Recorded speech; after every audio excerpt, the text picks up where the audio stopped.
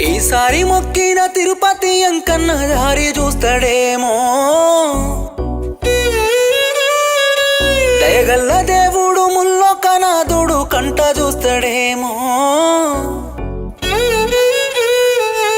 ఈసారి మొక్కిన తిరుపతి అంకన్న దారి చూస్తాడేమో. దయగల్ల దేవుడు ముల్లోకనాథుడు కంట చూస్తాడేమో. తీరులే పిల్ల మన బాధలు తెచ్చుకుందామే ఆ రోజులు.